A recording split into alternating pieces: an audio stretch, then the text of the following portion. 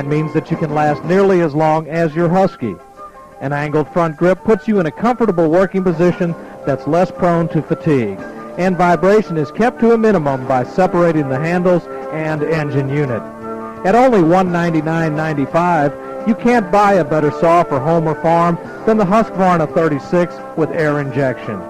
So to keep your nose clean, stop by Coast to Coast Home and Auto on the Square in Covington to see the 36 and our entire line of quality Husqvarna products. Returned on the Newton Ram Tailgate Show here on Covington's radio station, WGFS. It's the Sub-Region 8 Quad A South Championship on the line as the Rams and Parkview Panthers tangle here at Homer Sharp Stadium shortly. Meanwhile, here's the Region Roundup and an update on the wacky playoff race at 8 Quad A South. We begin our search through the rubble by giving the records and standings in the region, starting with 8 Quad A North. Sitting atop the North Sub-Region, Norcross at 9-0 and 5-0 inside after blasting Meadow Creek 41-zip. Central Gwinnett is technically tied for first, 8-1, 5-0 inside the sub. They beat Habersham Central 29-10. Clark Central is at 5-4 and 3-2, which for them is a big off year. South Gwinnett 3-3 in the sub, 4-5 overall. They'll shoot for a 500 year after last year's state finalist team.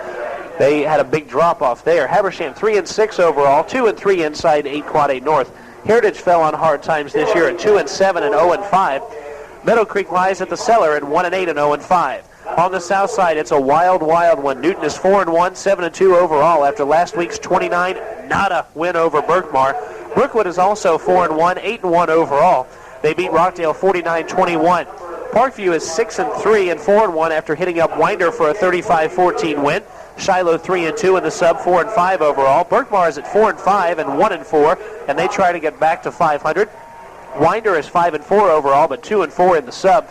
Rockdale 1-8 and 0-5. Now the playoff picture. In other words, put on your thinking caps. Here we go. On the north side, Central Gwinnett and Norcross have made the playoffs. Both are undefeated in the sub-region. They play each other tonight. On the south side, nothing is decided. 4 teams can still make the playoffs. Newton, Parkview, Brookwood, and Shiloh. The Newton Rams control not only their own destiny, but everyone else's as well. If they win, Newton is the sub-region champs and Brookwood is second, no matter what happens. But if Newton loses, Parkview goes to the playoffs, and Brookwood must beat Shiloh to be in. Shiloh can only be in if they win and Newton loses tonight, and the only way Brookwood won't make it is if they lose and Parkview beats the Rams. Basically, 2 games determine everything, and you couldn't ask for any bigger or any better high school football games than those 2. Brookwood and Shiloh play at Shiloh's home field at South Gwinnett, and both are probably tuned in to us tonight. Hi, folks. The other game is Berkmar versus Rockdale for a 500 season for the Patriots. Norcross, Central Gwinnett play up at Central. Those 2 teams are a combined 17-1 this year and 10-0 in their sub-region. Heritage and Meadow Creek, 2 sub-region winless teams, 3-15 overall, go head-to-head, and someone will finally have a sub-region win there. Habersham gets to close their season at Clark Central. Ouch, Babe. Also a non-sub-region game as Winder Barrow closes out its year with South Gwinnett. What a week. What a great schedule of games, but all eyes right here at Homer Sharp Stadium as Newton High's Rams try to win a sub-region championship. We'll be back.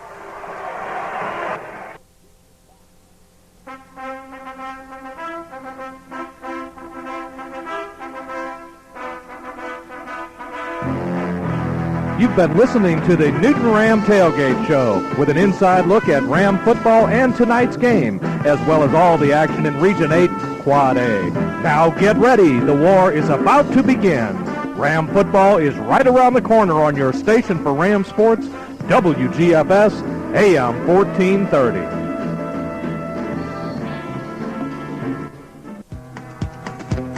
You know, a lot of national chain stores that offer building materials look more like a high-tech supermarket than a lumber store.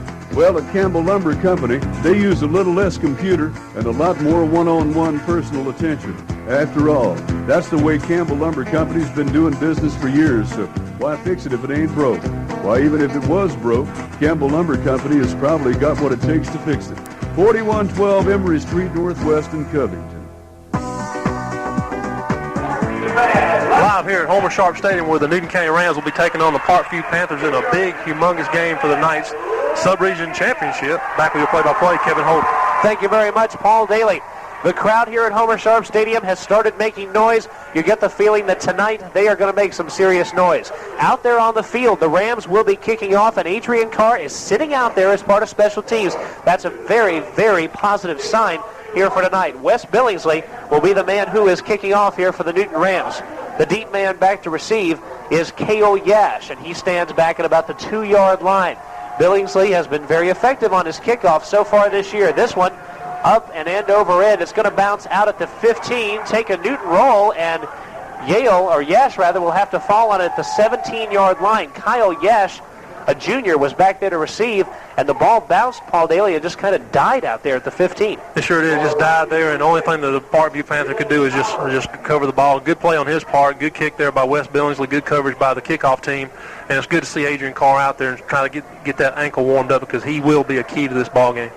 So the great Parkview Panthers started on offense. Here's another very, very potent offensive team, and we'll be talking a lot about them. They're led by John Myers, a very fast and yet very good quarterback. First give here on first down is to Milliken.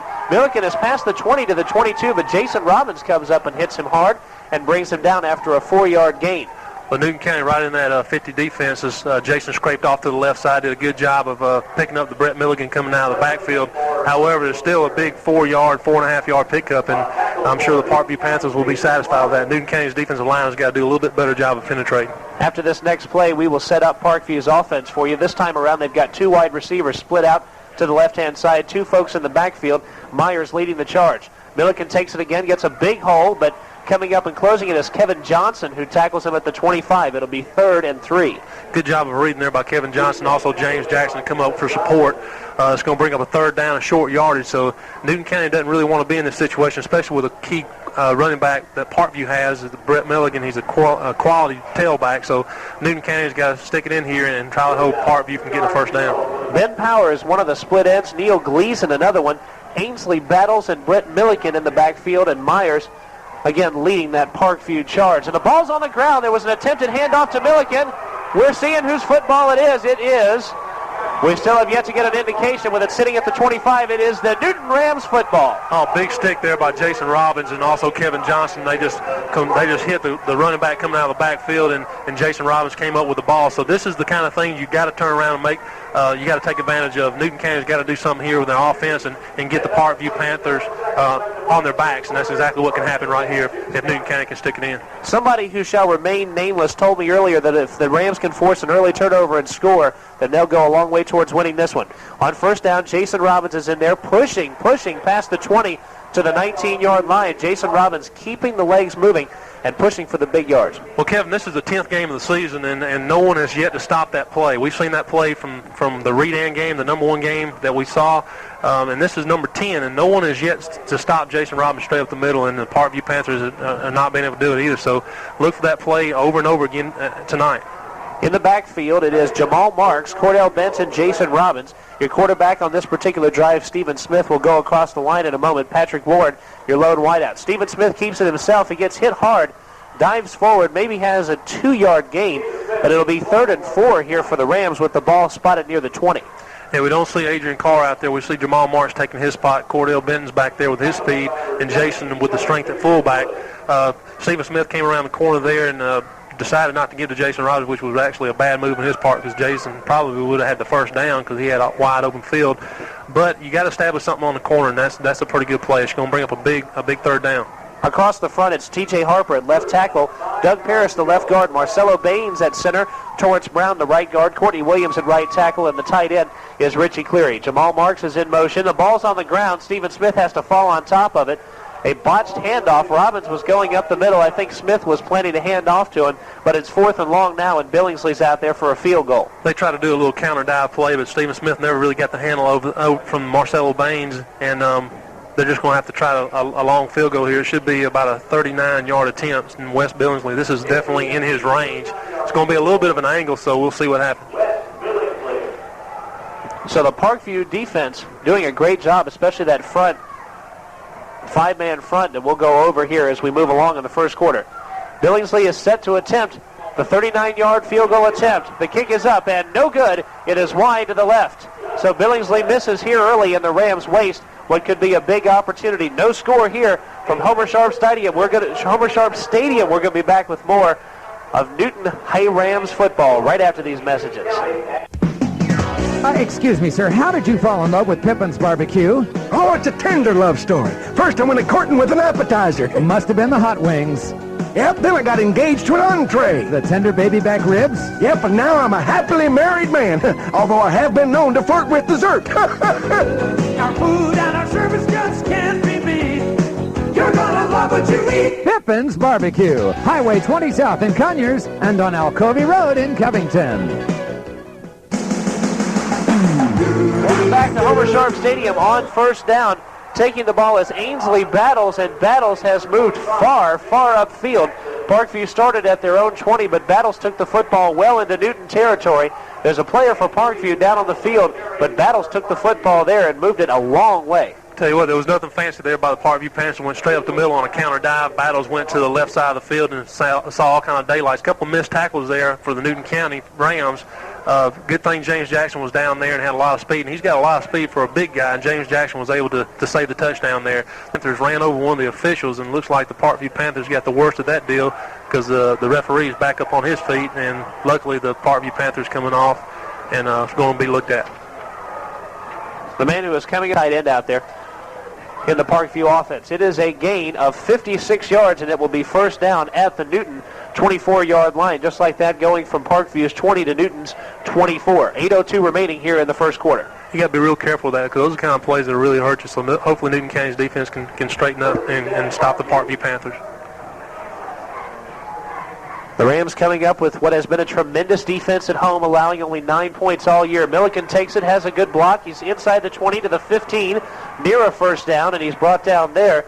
And once again, Paul, we see winning the battle in the trench is definitely the Parkview Panthers with their big size. Well, the Parkview Panthers definitely outsized the Newton County's front. Newton County's always depended on their quickness, and they actually gambled there and did a couple of slant moves, and they guessed wrong, and the running back went straight up the middle, and luckily Gary Brown was there. And you hate for your secondary people to make all the tackles. That means your defensive front's not doing their job.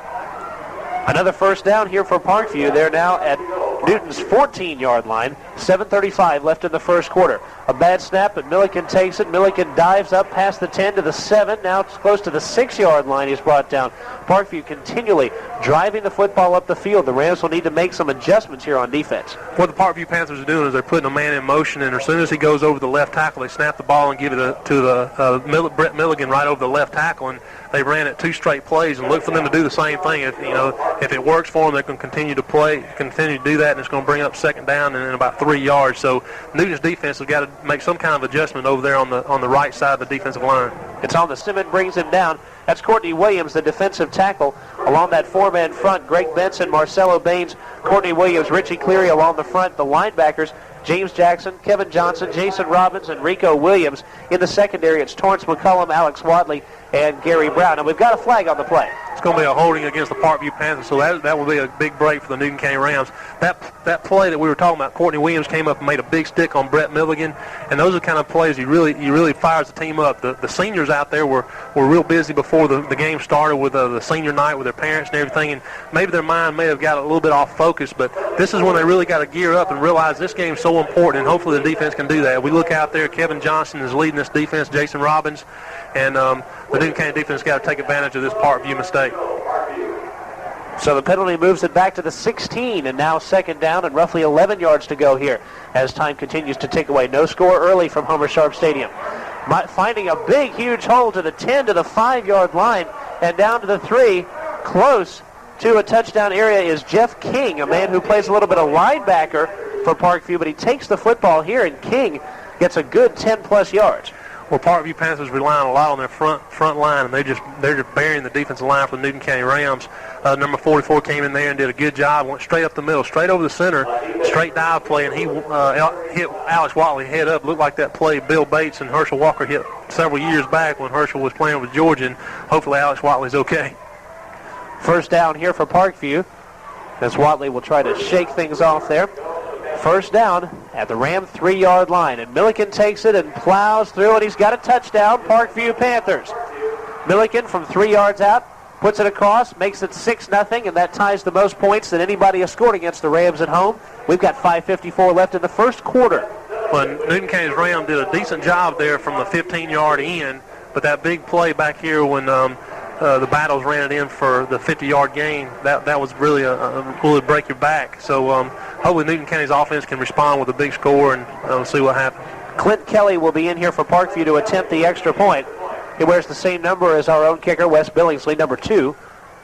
And Kelly, a junior, in to kick, and the kick is good. 7-0, Parkview Panthers on top. We're going to be back. More exciting Newton County Rams football after this on WGFS AM 1430. Fall is just around the corner, so get an early start at Farm and Garden Depot. For all your farm and garden needs, Farm and Garden Depot has FRM deer corn, $3.99 for a 40-pound bag. Pine straw, $2.99 a bale. Deer blocks, winter peas, hot spot, clover deer, mineral. Farm and Garden also has their flea and fly products 10% off. That's Farm and Garden Depot of Covington, 4125 Emory Street, 787-3870. Back live at Homer Sharp Stadium, where the Parkview Panthers just have gone on top of the Newton County Rams by a score of 7-0. 5 minutes and 54 seconds remaining here in the first quarter. Back with your play-by-play, Kevin Holden. Paul Dailey, thank you very much. Parkview Panthers lead the Rams now by 7, and by scoring that extra point, the Parkview Panthers have scored the most that any team has scored against Newton right here at Homer Sharp Stadium. A penalty going against the Newton Rams on that extra point means it will be assessed on the kickoff, and the ball's going to be put at Newton's 45-yard line to be kicking off, and we have a feeling this thing may just go out the back of the end zone here. Well, they'll probably try to give him a long field goal. Of course, then they won't give him 3 points, but that was a 15-yard penalty. That apparently was a personal foul against Newton County. Don't really see anybody on the sidelines. Personal foul penalty, and it's going to give Parkview a good chance to just kick it out of the end zone and back the Newton County offense up to the 20-yard line. 5:54 left in the first quarter. Clint Kelly is lining up for what appears to be an onside kick. They've got several folks over on the far sideline, and Kelly is lined up, so we may see an onside kick here. Marcelo Baines and a couple other folks on that side. It is an onside kick, and it's going to be taken by, we'll see, it's at the 36-yard line. We've yet to see a motion as to who has the football. It's a big pile out there with the officials out there. We'll see what the situation is. Parkview may have a successful onside kick. No, they don't. Newton Rams have the football at the 36 as they survive a big scare. Tell you what, Gary Brown came up with the ball there, and he's a great athlete, and he had to fight away because when the ball went up into the pile, Parkview had possession of it, and when they come out, Gary Brown had the ball, so he fought and dug and bit and everything to get that ball back, and that's a big play for the Newton Rams. But real good call there. I mean, I wasn't even thinking about that, but a great call with the Parkview Panthers coach. You backed up the Newton County Rams on the kickoff there, and just go ahead and try a onside kick idea, but it didn't work, and Newton County's got the ball on their own 31-yard line.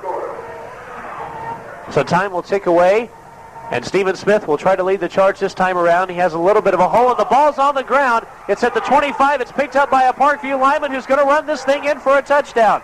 The man who ran it in for the touchdown is Kevin Mobbs, a defensive back. Smith was hit hard, coughed up the football. Mobbs picked it up and has run it in, and another 6 points just like that for Parkview. Those are the kind of things that really break your back. Stephen Smith, who is just, he should have pitched the ball there a little bit earlier, but that's a mistake by a junior. He's trying to make something happen. He needs to just sit back and just relax. He tried to make something happen, and it just didn't work, and actually coughed up the ball, and Parkview got a big score. And, this is something that Coach Cook was fearing in his nightmares, I'm sure, all week long, that he'll go down to a strong Parkview Panthers team early in the first quarter. And so once again, we see Clint Kelly out there. The less time he's out there, we believe, the better tonight. And so Kelly will be on once again to try to put another point on the scoreboard here for the Parkview Panthers. And his kick is up, and it's no good. It is wide toward the right-hand side, we believe, so it's 13-0 Newton, or 13-0 Newton, we wish, 13-0 Parkview, and we're going to be back after this as Newton will try to climb back in this one. More exciting Newton Rams football after this on WGFS AM 1430. Charles Evans Nissan refuses to be undersold. We will meet or beat any advertised price on any in-stock unit. If you are tired of high pressure and the runaround, come to Charles Evans Nissan in Conyers. We put the fun back into buying a car. Charles Evans Nissan is located at 1420 Irish Drive in Conyers. 922-7600. 922-7600. Back live here on a Friday night football back in Covington, Georgia, where the Parkview Panthers are on top of the Newton County Rams by a score of 13-0 with 5:20 remaining in the first quarter. Back with the play-by-play, Kevin Holden. It's senior night here at Homer Sharp Stadium, and the seniors and the rest of the Ram players have dug themselves a mighty big hole to try to pull out of. The man who will be kicking off here is Steve Calder. Calder handles the kickoffs for the Parkview Panthers. Back to receive for the Newton Rams, Cordell Benton is one of the big men back to receive deep, and they kick it his way, and he'll take it at the 2-yard line and trip and fall at the 5. It's going to be one of those kind of nights, don't you get the feeling? Last year, Newton came down here with a chance to try to pull out a 5-5 season and fell apart against South Gwinnett and lost 33-0, and we see the same type of things happening here that happened last year in the last game. I tell you what, and that's why I totally disagree with all the senior night festivities, especially for the football players, because their minds are not focused here in the first quarter. You know, they're focused all week long on Parkview, then they got to go out here and do all this senior stuff with their parents. And I understand it's important, but sometimes it gets their focus off, and hopefully Newton County, the seniors who's got to take charge, can get their minds back in this ball game. Danny Sisko, one of the wide receivers here for the Newton Rams, and Kareem Maddox, the senior, is in there, starting as a quarterback on this drive. Jason Robbins takes it. He is plowing forward. He's out past the 7 to the 8-yard line here on first down, as the Rams will try to move out of that danger zone near the goal line. Well, what's going to happen is Newton County's got to establish some kind of straight-ahead running attack. They've ran Jason Robbins 3 times up the middle, and they've gained a total of an average of about 4 or 5 yards every time they've done it. So I don't understand really why they haven't done it, and look for Coach Cook to continue here with Jason Robbins, the senior, to go straight up the middle and maybe try something around the corner a little later. So Maddox will take it here. This time he gives to Cordell Benton, who looks for some running room, and it's on the outside out to the 10 to the 11. And tackled near the sideline on the 11-yard line. It'll bring up third down and a good 3 or 4 yards here to go for the Rams. Benton looking for room on the corners, but Parkview shut him down. I'll tell you what, the Parkview Panthers are a very well-coached football team. I see all the defenders out there trying to strip the ball away from the Newton County defenders. The same thing happened earlier when Stephen Smith got hit. He was stripped of the ball. They tried to strip the ball there from Cordell Benton, but he was able to squeeze the ball and hold on to it, and it's going to bring up third and about 3.5 for Newton Rams. Once again, one wide out, the wishbone set, as always, from your Newton Rams. The fake handoff to Jason Robbins, a little bit of room. Kareem Maddox comes forward, close toward the 14-yard line, tried to push the ball out there and nearly had it stripped away from him as he was trying to take the ball out there with his hand and put it down near the first down marker. It's going to be fourth down, and it's going to miss it by a couple inches, and this is a big decision here by Coach Cook. He's going to go ahead and decide to punt the ball. That's a lot of respect there for the defensive front for the Parkview Panthers. Those big guys, Coach Cook just doesn't want to take a chance, especially deep in this end zone, so he's going to try to punt it away. Fourth down and less than a yard to go for the first down, but this time around the Newton Rams will look to punt maybe. We haven't seen any kind of fake punting or anything like that from the Newton Rams yet. But Billingsley is standing back right on his goal line and ready to punt. Fourth down from Newton's 14-yard line. They will punt. The snap is a good one. The kick gets off. It's high, and it's not going to go terribly far. It's going to bounce to the 31, take a Parkview roll. Kevin Johnson will take it at about the 30-yard line and put it down there. That punt's 16 yards there from West Billingsley. That's tough. Man, that's just something that's going to, it's just, Newton County's just not really into this football game, not yet. I don't know. I agree with Coach Cook's call there about not going for it, maybe fourth and an inch. But when you have Jason Robbins and he's always going forward, I don't think he's ever been stopped for a loss this year. I think you may need to try, especially down 13-0 here early in the first quarter. So Parkview has it in Newton territory, well into Newton territory as well on their 30-yard line. 2.5 minutes remaining here in the first quarter. Milliken takes the football. Milliken jumps over a couple of defenders and plows forward past the 25 near the 20. He's down almost 10 yards on the first down gain. Well, what I'm seeing out here, Kevin, I see the defensive front for Newton County getting penetration, but they all got their heads down. They're not looking up. They're trying to penetrate the line of scrimmage very early. The linebackers are coming up, but their heads are straight down towards the ground, and the running backs are going right by them. Milligan there just kind of eased up to the line of scrimmage and waited for his blocks to establish and just kind of flipped off to the right side and picked up 10 or 9.5 big yards. And second down here and just a few inches shy of a first down. John Myers leads the charge for the Parkview offense, who are huge across the front. And here's the first attempted pass. We've seen the pass is up, and it's going to be incomplete. It was in the hands of the receiver, and then taken out. The intended receiver this time around was Ben Power, but somebody from that Ram defense came up there, kept him from catching the ball with great defense. Bad choice there by the Parkview quarterback, John Myers. He threw into quadruple coverage. Jason Robbins and also James Jackson and several other Newton County Rams were there in the middle, and they tried to establish the little hot pass right over the middle, and that didn't work. So Newton County's defense has got to suck it up here and play strong defense here deep in their own territory. It's third down. Again, only 1 yard to go here for a first down. 1:43 remaining in your first quarter. Parkview 13 points early here. Parkview comes up with the first down with Jeff King, who has passed the 15 and barrels down to the 13-yard line. That's an 8-yard gain and an easy first down here for Parkview. I tell you what, they're picking apart the defensive front for Newton County. They're doing a lot of counter blocks with the guards pulling and cutting down the defensive front for Newton County. But again, I look out there and I see the linebackers coming up to the holes, but their heads are down and they're running right by the running backs with the ball. Only one time so far in this game has a Parkview Panther runner been stopped for a loss. It was a negative 1-yard play from Milliken on the third play of the game. Myers calls for the football, has it, gives to Milliken. Milliken blasting forward past the 10 to the 9-yard line. It'll be a gain of 4 yards, and it will bring up a second down here for Parkview. Big stop there by Courtney Williams. He is definitely here to play. He's been on a lot of big tackles, and also that was on the other side of the football. That was on the left side, the right side of the Newton County defense, and he's playing left defensive tackle. So he's definitely here to play tonight. Hopefully he can spark some interest in the other guys on the other side to get up and get ready for this football game. You've got to know the seniors are really into this one. They don't want this to be their last game, and this is the first time they've had a chance to taste the playoffs possibly this late. Here comes Marcelo Baines, who has sacked the quarterback Myers. Baines immediately after the snap hit Myers, just immediately after that snap, and took him down. What happened is Coach Kevin Binky, the defense coordinator for the Newton County Rams, is doing a lot of guessing out there with a lot of slant moves, and with the quickness of Marcelo Baines, he guessed right there, but in the 18 previous plays we've been guessing wrong. But that's a big stop there for the Newton County Rams defense, and it's going to back up the Parkview Panthers back.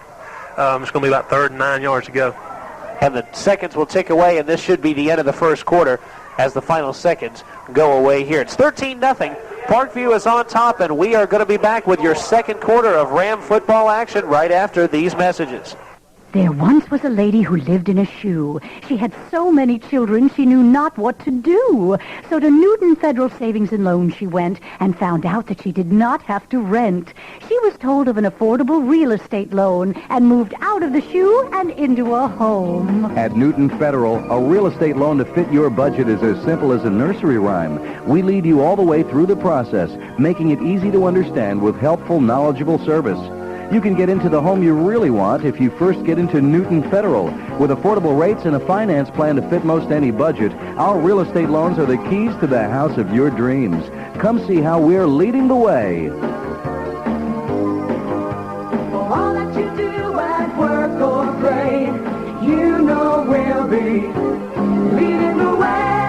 Newton Federal Savings and Loan, leading the way at 3175 Highway 278, Covington. Member FDIC and equal housing lender. Welcome back. Friday night football where the Newton County Rams are behind 13-0 to the Parkview Panthers. Back with your play-by-play, Kevin Holden. Parkview is deep in Newton territory at the Newton 12-yard line. Myers was just sacked by Marcelo Baines, but has had plenty of time here to think about how he's going to lead the offense on third down. We're looking to pass here, and there was a man wide open, but he doesn't throw to him. Throws out the back of the end zone with Ben Power, the intended receiver. Todd Carlson was out there wide open, but Myers ignored him, and an incomplete pass brings up fourth down here. We really appreciate that from John Myers at number 7. As you said earlier, number 7 was Todd Carlson. He was out there wide open in the flats, and apparently John Myers just didn't see him because there was no one there with him, and he would have easily went in for 6 points if he could have made the reception. So good break for Newton County, but this is going to bring on the field goal squad here for the Parkview Panthers, and they're going to try about a 29-yard field goal. And the man who's going to do that is Steve Calder. Calder we've seen on some kickoffs, and he is going to have about a 29-yard field goal attempt. But first, there is a timeout called here by the Parkview Panthers. We're going to keep it here, and Paul Dailey is going to tell us what it is the Rams need to do on the defensive side to adjust. Well, what they're going to have to do is they're going to have to widen out their defensive tackles. They're playing a little too close. What they're doing is the two tackles are lining up on the two offensive guards, and they're running straight off tackle, and that's giving a lot of responsibilities to the linebackers. The linebackers have got to keep their heads up, initiate the block coming from the offensive tackles, and just move either way the running backs coming, because the running backs for Parkview are not that fast. They're just coming through there strong, and they're coming through there quick, but the Newton County Rams defensive backs and the linebackers should be there, but they ran by a lot of the running backs, so they just got to get their heads screwed on right. They've got to look up, and the defensive line for the Newton County Rams have got to do a better job of keeping the tackles off the linebackers. To start this game, after 3 plays, Brett Milliken fumbled the football. The Rams picked it up. Plaza Shopping Center in Covington, 787-3014. Ludy Sports Shop, 787-3014. With 5:28 remaining in the second quarter, really bad news if you're a Newton County Rams fan. The Newton County Rams are down 21-0 to a strong Parkview Panther team. Back with your play-by-play in the remainder of the second quarter, Kevin Holden. This is a Newton Ram team that lost their 2 games by a combined total of 4 points, but they are being blasted here by Parkview. Steve Calder will be kicking off for the Parkview Panthers. Back to receive for your Newton Rams, Cordell Benton, over on the sideline near the goal line on the near side, toward where Jack Cook is on the Newton sideline. It is kicked his way, and he takes it at the 5. He's at the 10, at the 20. He cuts back inside and gains out to the 28, and he's brought down there. A 25-yard return after a kick of about 57 yards. I think Newton County has definitely got to get on the scoreboard here in the first half for them to stay in this ball game. They got to establish some kind of offense. The only offense that they had was straight up the middle with Jason Robinson. And we look down there, he's on the sideline, he's hurt. And so Newton County's got to rely on somebody else to take charge. And it may be Cordell Bennett, it may be someone else. As we look out there, Richie Cleary is playing quarterback, and look for Newton County to go to the air. It'll be a shotgun formation with big Richie Cleary back there. Cleary's pass is going to be up and incomplete. Stephen Smith had it in his hands, but it was thrown out away from him where he had to run to catch that one, and it fell out of his hands. The man giving chase, Michael Wingertson for Parkview. I'll tell you what, it looks like Coach Cook is just going for everything in a bag of tricks. You know, you got a couple of his top players out. Jason Robbins is out. Adrian Carr can't even hardly walk. And now you got a Richie Cleary out there running the offense, and this is something that Coach Cook did not expect to have to do tonight. Stephen Smith is one of the wide receivers for this Newton Ram team. Of course, he is oftentimes a quarterback for the Newton Rams. Cleary has some good time to pass. This pass is going to be up and incomplete, well beyond the sideline. Warren was the man closest to the football, but this one almost hit the tarp and almost went out onto the track. Tell you what, I don't know why he didn't throw the ball there to Cordell Bennett. He was wide open over here in the flats and would have probably been able to pick up a first down. But Richie Cleary, you know, he hadn't spent a lot of time back there in the backfield. He's looking for, you know, one of the long bombs to maybe get them back in this ball game. But it's going to be 3rd down and 10, and Newton County is reaching into their bag of trips, doing anything and try to get them sparked up. Once again, they will run from the trips formation with Cisco and Warren out there, along with Stephen Smith and one other wide receiver. Benton is in the backfield, this time blocking. Cleary's pass is a big one. It's going to be up and incomplete. 2 men right up there on the fighting for the football on the coverage. Warren was one of them. The other one for Parkview was John Muirs, and Muirs knocked the ball away from Patrick Warren, and it's 4th down after 3 incomplete passes. Well, I tell you what, hopefully West Billingsley can come back in here and get another good kick away, but that's just 3 tries, and I don't know if I agree with that or not. You know, you still got, you know, this is real early in the ball game. You don't reach deep in your bag of tricks this early. But West Billings is going to come in here and punt and try to get Parkview backed up where the defense can come in and try to reestablish itself. But 3 plays and you're out, and that's something Newton County can't have right now. So Billingsley will be on to punt once again. 3rd straight drive here where Billingsley will be punting. Pretty good punt this time. It's past midfield. Takes a good Newton Ram roll. It's past the 35 to the 33, and Warren will touch it there. That punt from Billingsley, 39 yards. Again, pins Parkview at least fairly deep in their own territory. It backs them up to their own, 37, 38, 37-yard line, and Newton County's defense has got to come out here and establish itself. Like I said earlier, Parkview's not doing anything fancy. They're not running reverses or Statue of Liberties or flea flickers. All they're doing is running a straight dive, straight off tackle, and they're gaining big yards. So the Newton County defenses, they've got to make some kind of adjustments and want to play football. Week after week, the Rams have been able to stop the run. That's how they've been winning. They haven't been able to stop the run tonight, and they're down by 3 touchdowns.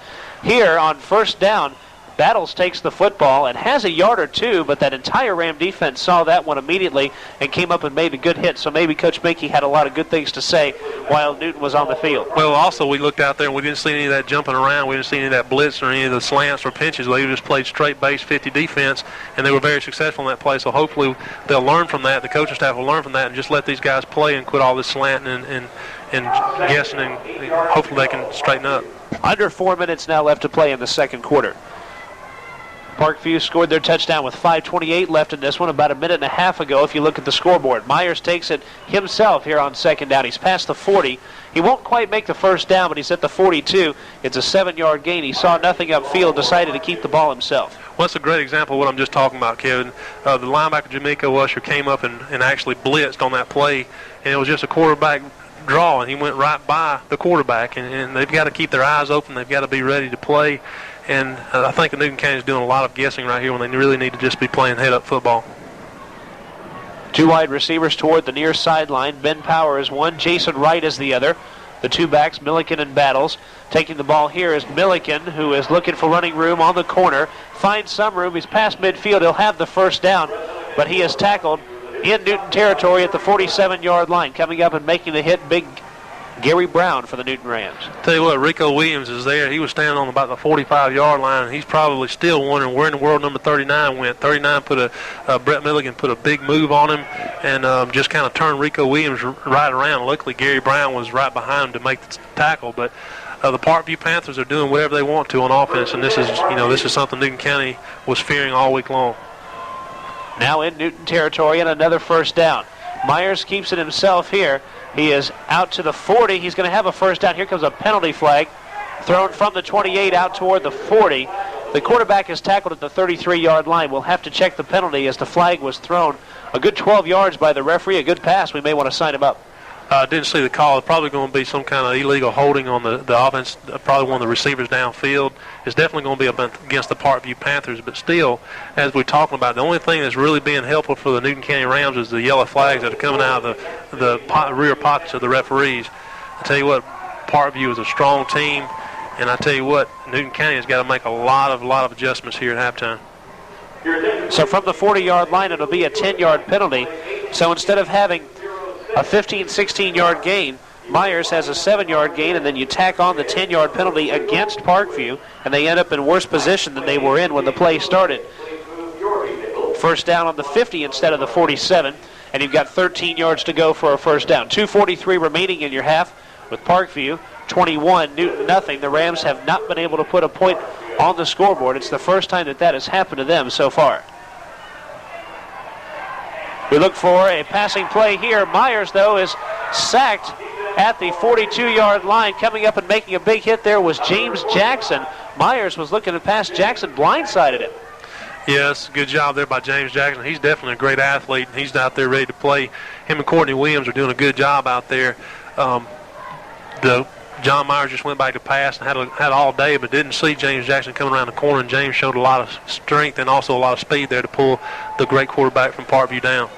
Newton County it looks like Newton County needs to take a timeout. I don't understand why they're not taking the timeout. There's 1:55 remaining, and they back Parkview up second down, so I don't really understand why they haven't taken timeout. Parkview does have 20 yards to go here for a first down, so they've got some field to cover, but we know that they can do that. Battles is hit hard by James Jackson.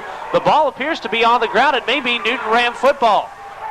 I believe it is the Newton Rams that have taken the football away as Battles fumbled the ball on the far end of the field, and the Rams will have one more shot at least to put something across. But what you want to do here is you want to have a play ready, go out there and run the play, then call timeout and readjust.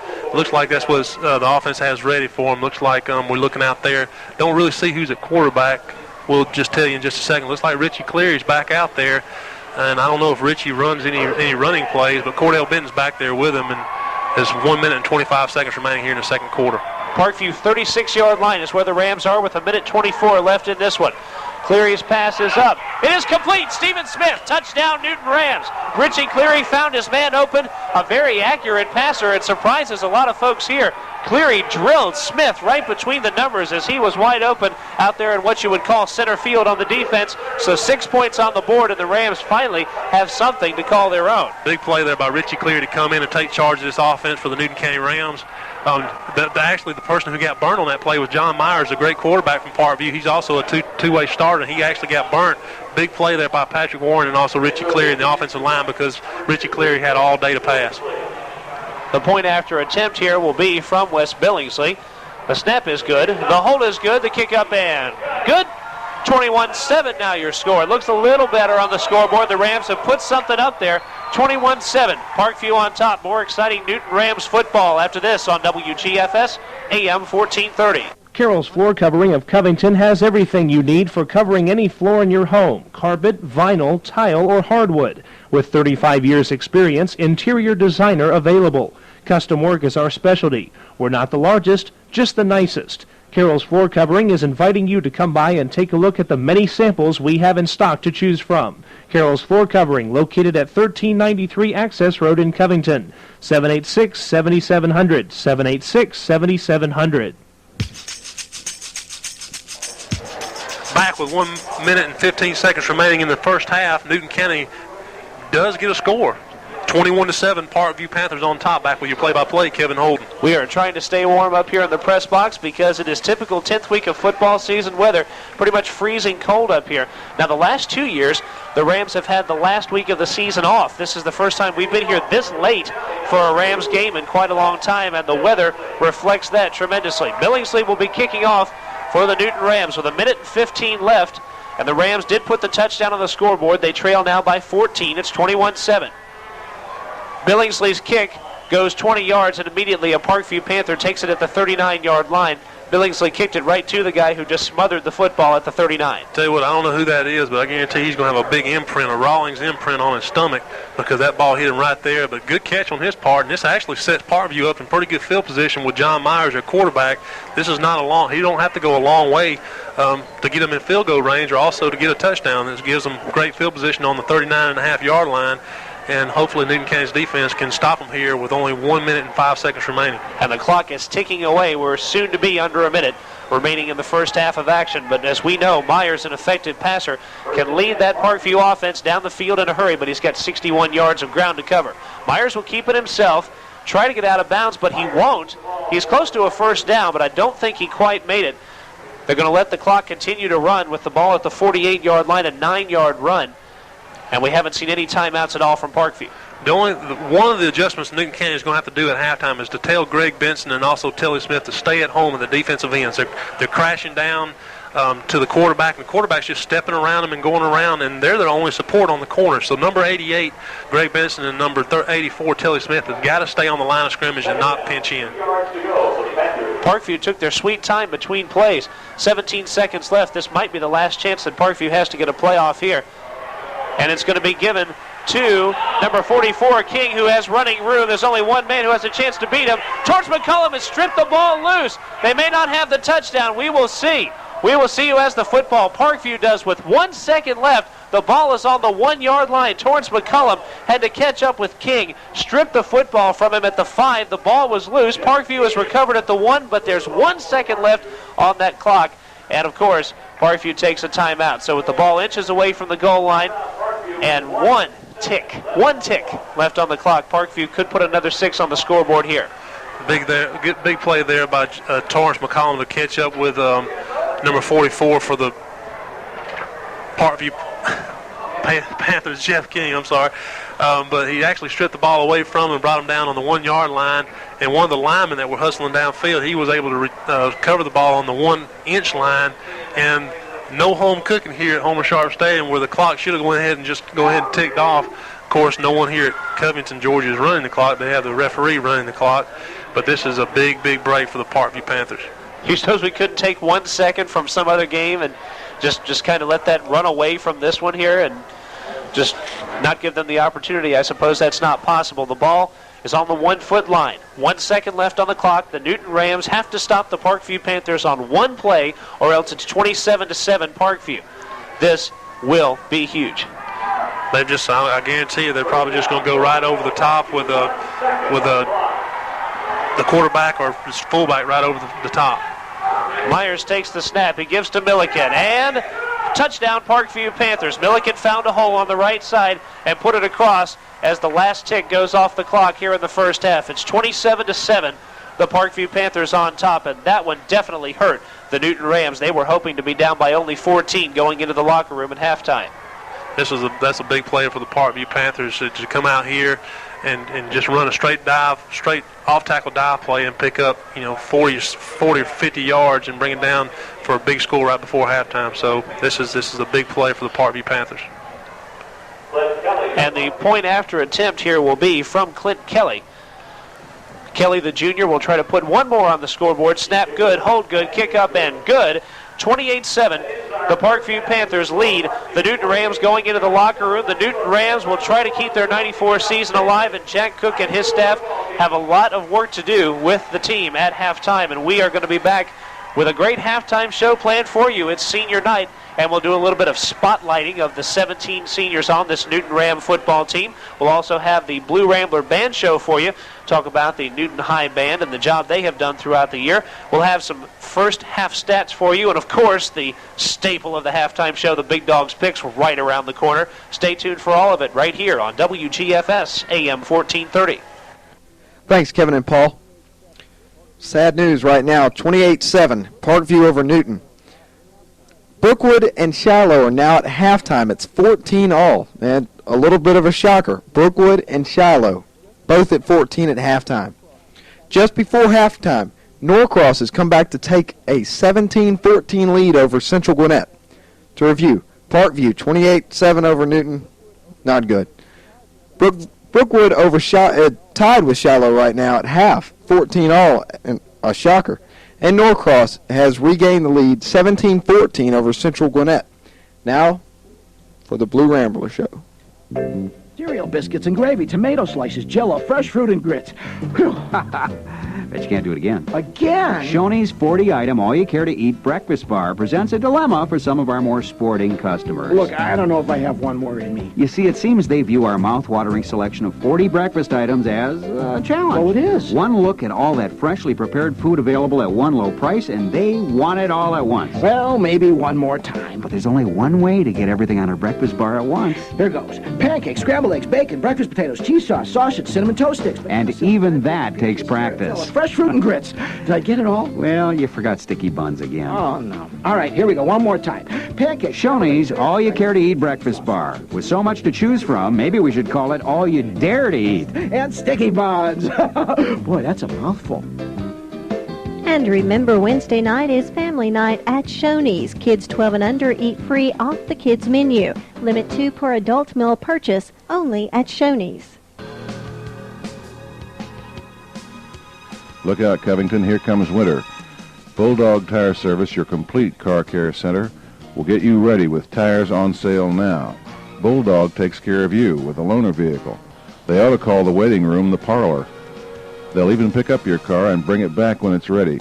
Mention you heard it on WGFS, and Bulldog... Sent in Georgia. Here's why. Our statistics show mature homeowners have fewer and less costly losses. So if you're 55 or older, it's only fair to charge you less for your homeowner's insurance. For mature homeowner savings, see your no-problem auto owner's agent. Call your auto owner's agents. They are people just like you. See the Steele Jones Insurance Agency, located on Floyd Street, Southeast in Covington. Or call 786-9213. Auto owners, the no-problem people.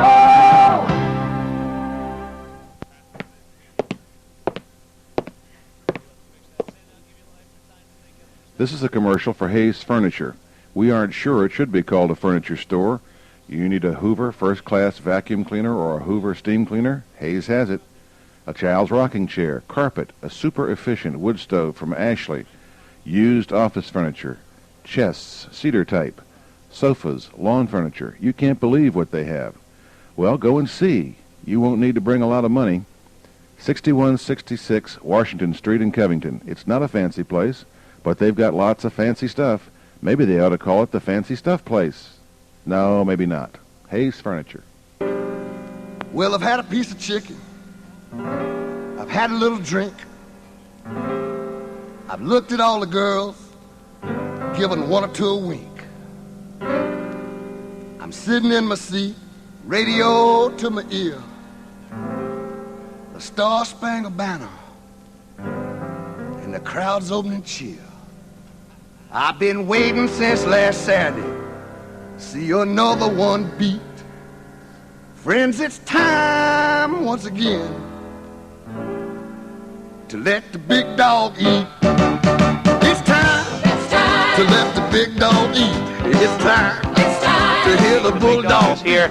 Hasn't had a lot to chew on during the game, so at halftime it is time to bring you the big dog's picks, and he will tell you who to pick, who to look for to be the good teams, the winning teams in college and in the pros this weekend. It's been a successful year for the big dog in his first year as a prognosticator, and without further ado, let's just let the big dog take it and work from there.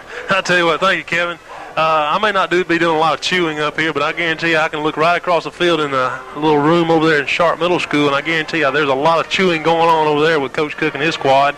But let's talk about the Big Dog's picks from last week. Big Dog was talking about Florida State at Georgia Tech. Big Dog went with Florida State, and good thing he did because Big Dog won that game. Also, we talked about Clemson going to North Carolina.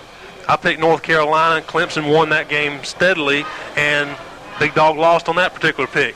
Then we talked about the Pirates from East Carolina going in to talk with the War Eagles from Auburn, and Big Dog picked Auburn, and that's exactly what happened. The Auburn Tigers won really big. The Wolfpack, the NC State Wolfpack, went and played Maryland in Maryland and beat them handedly. Not handedly, but they beat them, and Big Dog picked that one correctly. Alabama at LSU. Alabama took a trip down there to the southern Louisiana, down in the Bayou country, and Alabama came out with a big victory, the same thing Big Dog said they would. And the only pro pick that I did last week, I picked San Diego over Atlanta. We knew that would have been a good safe pick, but that was actually wrong because Atlanta won the game. So out of the 6 picks, Big Dog was 4 for 6.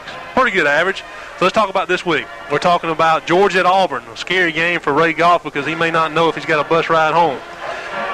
The spread is 12 points. Go with Auburn big. Georgia Tech at Clemson.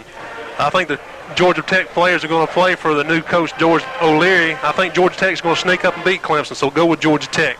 Notre Dame at Florida State. The spread here is 12 points, Florida State. I think that's a safe spread. Lou Holtz has got a lot of trouble up there with his team. Duke at North Carolina State. This one kind of scares me. The spread is 2 points from North Carolina State simply because they're at home. I'm going to go with the Wolfpack because they are my team. And the Alabama at Mississippi State. Jackie Sherrill, you know what kind of team he runs over there in Mississippi. The spread is 3 points Alabama. It should be a lot more. I'm going to go with a safe pick there with Alabama.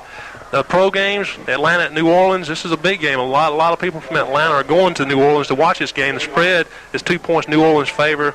I think Atlanta's going to sneak up and win that game, so go with Atlanta.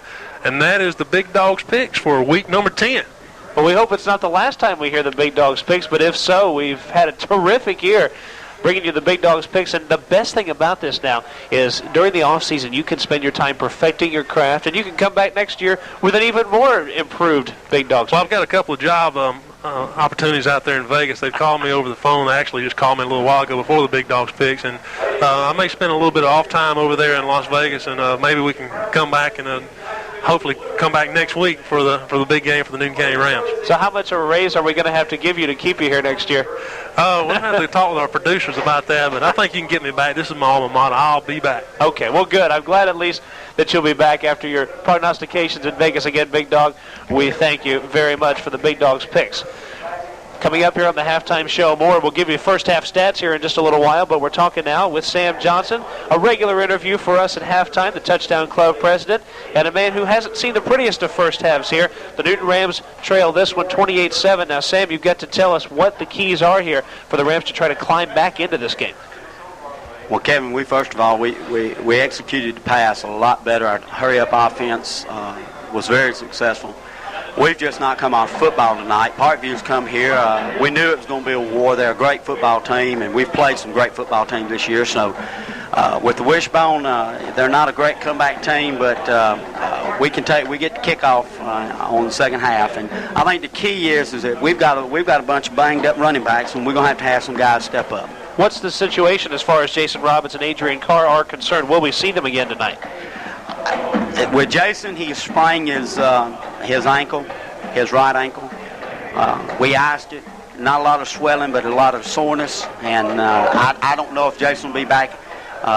Adrian is 85%. We've been holding him back, but I don't know what we'll do at the halftime. We'll have to see what happens with both of those. Now, as far as the defensive side is concerned, do you see any changes in the Ram defense to try to stop Milliken and the Parkview offense? Well, what they're doing is they're just quite simply they're lead blocking and cutting back against the block and misdirection, and we're over pursuing the thing. We're just overrunning it, and nobody's coming down the line of scrimmage and holding their positions. I think our coaches will make the proper adjustments at halftime, and maybe we can slow them down. We've not been, it's been 4 or 5 games since we gave up some big plays, Kevin, and tonight we've gave up 2 big plays.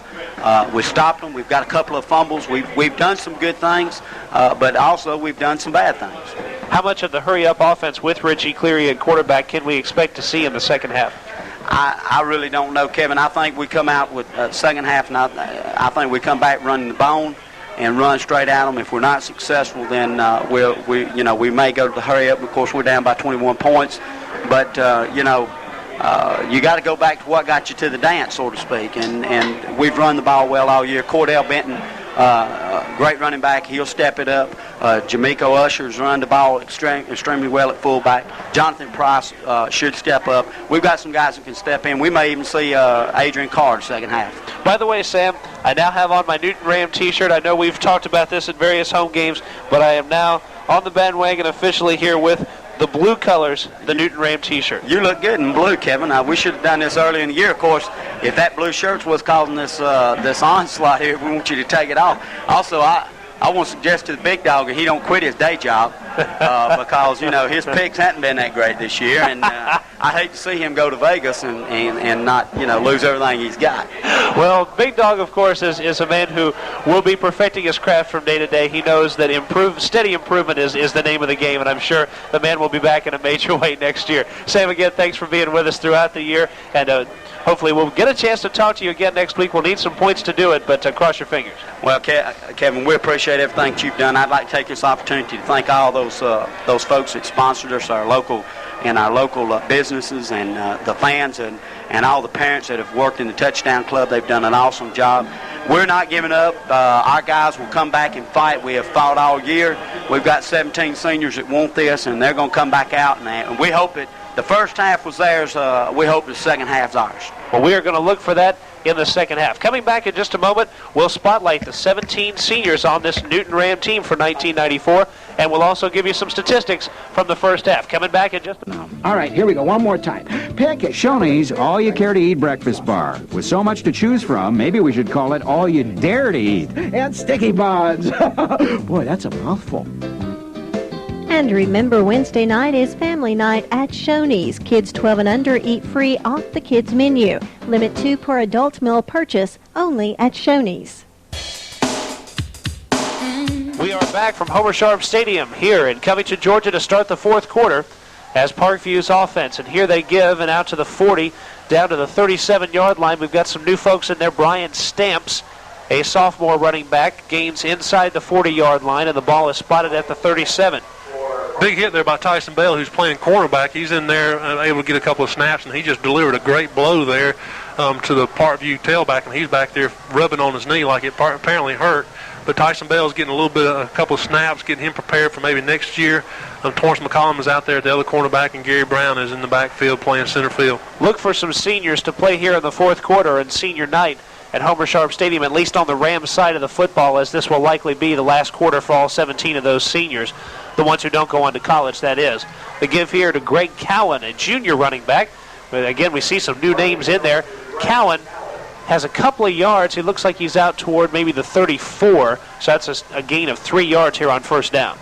And we talked about earlier, Kevin, the big part of this game is going to be the key of Adrian Carr and also Jason Robbins, and both of them on the sidelines, with both of them with bummed up ankles, and I think that's been a real big key factor here against the Parkview Panthers. 2nd and 7 for Parkview. We have just begun the fourth quarter, and for those of you who are just tuning in and you're a Newton Ram fan, you might just want to tune out as the Rams have struggled throughout the night. Milliken takes the football on a pitch toward the far sideline. He's at the 30, cutting back inside and close toward the 25. Telly Smith came up and made the hit to keep him possibly short of the first down, but he will be close. That Brett Milligan's a really good back. He doesn't really have a lot of speed, but he's a very observant runner. He waits for his blockers to do their assignments, and he's got some big ones out there too. And they're doing their job, and they're just pounding against the Newton County defense and getting first downs at will. And this is going to bring up another first down. It's going to be 1st and 10 for the Parkview Panthers on the Newton County 26-yard line. That's unofficially 14 first downs so far in the game for the Parkview Panthers. They've dominated, really, as far as first downs. The Rams have 3 to their credit here in the first 3 quarters plus of this game. 2 backs and a wing back and 1 split in here, and already a hole opening up there for number 24, Greg Cowan. Cowan is past the 15 and close to the 10-yard line, and Cowan just had a huge hole to run through. It's straight up the middle, Kevin, and James Jackson made a big hit there, really punished the running back, but that's a little bit, too little too late. When you start tackling people 13 yards down the field, you can't get too excited about that. And the defense for Newton County, they've done a great job all year long, and they just fell to pieces here tonight. 9 minutes, 54 seconds here remaining in the fourth quarter, and probably in the Rams' 1994 season. The Shiloh Generals have got to be giddy if they know what's going on up here. The give to Cowan, and Marcelo Baines comes up and hits Cowan immediately, and he has a yard or maybe 2, but Marcelo Baines immediately was on top of him. You like to see that from a senior. I tell you what, we talk about how the Newton County defense is really falling to pieces, but you can't take away from the Parkview Panthers offense. They had the right game plan to come in tonight. They've done exactly what they wanted to do. They've been able to establish their running game with Brett Milligan and also the battles running back. John Myers has done a good job of running the offense. They just came in here with a really good game plan, and it just caused a lot of confusion for the Newton County defense. So Brian Gilbreth has the opportunity to lead this Parkview offense, which will likely move to 7-3 on the 94 season. The give to Cowan once again, who pushes forward and drags 5 or 6 Newton Ram defenders forward a couple of yards. He's going to be tackled near the just battling and pushing upfield. Here in this half, outside of that big 45-yard gain from Milliken, it's just been slow, steady gain upfield, yet every play they've had some type of positive gain upfield. This time the pitch on the far side, the Parkview Panthers may be close to a touchdown. Now the Rams come up and hit Matt Pointer, a sophomore, another running back for Parkview, but the Rams come up and hit him after a 3-yard gain. Good job there by Gary Brown to come up for support, but also Telly Smith did a good job of getting out there and playing support. He's not as pinching as much as he was earlier in the first half, and he's doing a lot better job, but as you said a little bit earlier, Kevin, it's just a little bit too late for them to correct their problems at this point. 4th down on Newton's 4-yard line, so the Rams would like to come up and do something here against Parkview, only 1 yard shy of picking up yet another first down. And Gilbreth will hand off, and I think they have the first down. Looked like Cowan that went up over the middle, and he should be fairly close. They may have to measure this one, though. All the Parkview Panthers are out there saying first down, and it looks like it's going to be really close, and the referee goes ahead and signals first down. So the Parkview Panthers offense, actually their second string offense, is going to have 4 shots at the end zone, and this is, will eventually break the back of the Newton County Rams. And that would put them up 41-7 if they can push it across, and with only 7:38 left, you could turn the light out on the 1994 season for the Newton Rams. It really has been a terrific year, and you can't discount what the Rams have done and the progress that they have made this year and over the last few years. This time right up the middle, and I think he has a touchdown. Yes, he does. The Parkview Panthers for Greg Cowan. Cowan comes across and scores this one. 2 yards, and it's 41-7 Parkview. Good job there by the offensive line for the Parkview Panthers. And whoever they face in the playoffs, I don't know if it's going to be Norcross or Central Gwinnett, but they've had, they played Central Gwinnett one time, so they may have some experience behind their belt, but this is a really tough Parkview Panther team. Very strong, big, and quick. So once again, Clint Kelly will try to put another one on the scoreboard. 41-7 right now. The Rams being blasted, the worst home loss that we've had here in quite some time. Snap is good, hold is good, and the kick is up and good. And it's now 42-7. Parkview Panthers on top. More exciting Newton Rams football after this on WGFS AM 1430. Thanks, guys. We have an update on the 2 scores. Norcross and Central Gwinnett in the fourth quarter. Still 24-21 Norcross. But late in the fourth quarter, here's a shocker. Brookwood and Shiloh still tied at 14-all, so anything could happen in that game. Shiloh, they look like they have a chance to win it and to go to the playoffs now that Parkview looks to be on the road to a win. take it back to you guys. Back here at Homer Sharp Stadium, where it's a really breezy, cold night. Also, it's a kind of a cold scoreboard. We're looking down there. It says visitors 42. The visitors are the Parkview Panthers.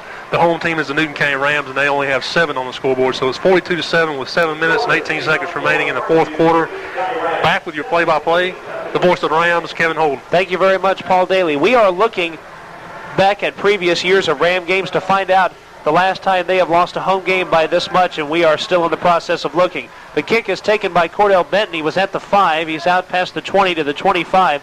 Still up. Now brought back and tackled at the 20-yard line. He was looking for room on the left side, and in the process, lost a couple of yards over his original position. Tell you what, Cordell Benton's given it all he has. He's given 125%. Didn't get a whole lot of help from his line there of blocking, but he's putting it all out. He's putting it on the table because Cordell Benton, this is going to be his last game for the Newton County Rams. He may be able to get established with maybe a junior college or maybe a smaller school, but he's shown a lot of effort all year long and also last year. And he's a great young man, and I'm sure he's going to be able to feel like he's done his best after this game's over with. And Richie Cleary and the Newton Ram offense will start it up again. First down on their own 22-yard line to start it out. Cleary looks for some open receivers downfield. This one is up, incomplete, right into coverage. And here come a couple of flags. Benton was the guy who was the intended receiver. The guys on coverage for Parkview, Gary Johnston and Caleb Smith, and I would imagine the flags go against the Parkview Panthers. Yeah, it was a defensive interference. Gary Johnston just kind of held on to Cordell Benton as he was coming out of the backfield, just grabbed his shirt and actually tackled him. And I tell you what, if that referee wouldn't threw the flag, I think I would have went out there and threw it for him because that was obvious defensive interference. And this is another break for the Newton County Rams. And who would have thought that Richie Cleary would attempt 20 passes, in the final game for the Newton County Rams? Who would have thought it?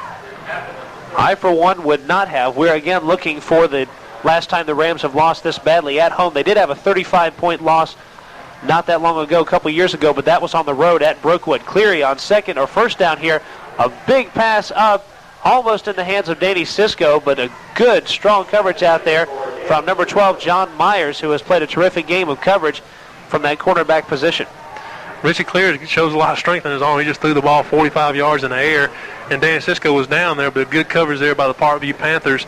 And what they got to do is they just line up. They know exactly what's going to happen. The only thing that they could surprise them maybe is a draw play, but you don't want to run a draw with 6 minutes remaining in the fourth quarter and you're down by 35 points. So the Parkview Panthers got the advantage because they know what's coming. The Newton Rams lost in their final game last year at home to South Gwinnett by 33 points. They're down 35 here. Cleary with second down and 10, looking for somebody, finds Tyson Bell, complete to the 45, has the first down at midfield, staying up and juking it out to the 45 and brought down there. Tyson Bell is somebody who we're going to be looking for some big plays. You can tell he's a player. He's a person with his head in the game at a certain amount of intensity that helps out. He's very intense. When you have someone doing all that kind of moving and catches the ball across the middle with no fear, losing by 35 points, that's definitely he's got his head in the game, and I'm looking forward to calling his name in a couple of years. 6 minutes, 20 seconds left in this 1994 season. Cleary dropping back. This pass is up. Stephen Smith may have caught that football as he was on the ground. He caught that football at the 22-yard line. Stephen Smith had to reach back behind his body. He was sprawled out flat on the ground and made the catch for a 23-yard reception. Great job there by Stephen Smith. He was actually flat on his back on the ground and just caught the ball when it came into him over his head, and that's a tough catch. Probably one of the things you probably will never be able to do that again in his life, but that just shows a lot of concentration.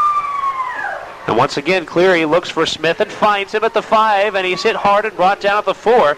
And Cleary and Smith have been a tremendous combination. Both of these folks are juniors. We may see a lot more of that next year. In fact, Richie Cleary may do quite a bit of quarterbacking next year. I didn't really realize that Richie was a junior. I thought he was a senior. That's good news, and that's probably the only good news we'll see tonight is Richie Cleary is a junior. But he's a big kid. I don't know if we're going to see him at quarterback or not next year.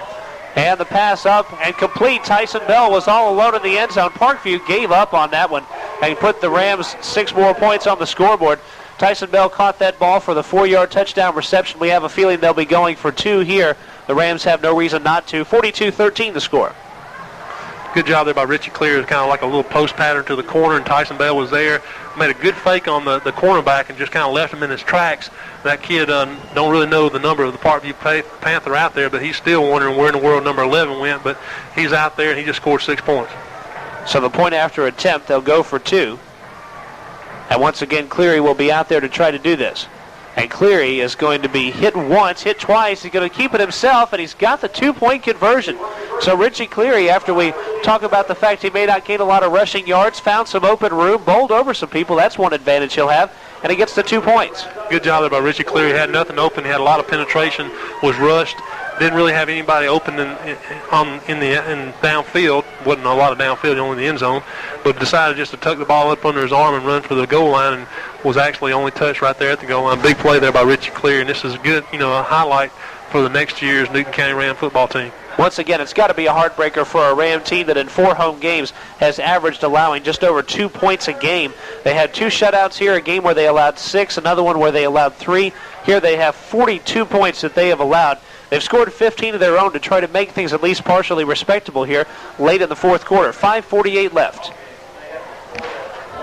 The Rams 27 points down would be their worst home loss since that South Gwinnett game, which they lost 33-0 last year, and the circumstances are almost exactly similar, as the Rams really had fallen apart on the last game of the season. Should we look for an onside kick here, Kevin? You're the coach of the Newton County Rams. What would you do here? I think I would onside kick. You really have, again, no reason not to try to do something to put points on the scoreboard. Here comes the onside. Bounces at the 50. One hard hit. The Rams may have the football. It's still on the ground.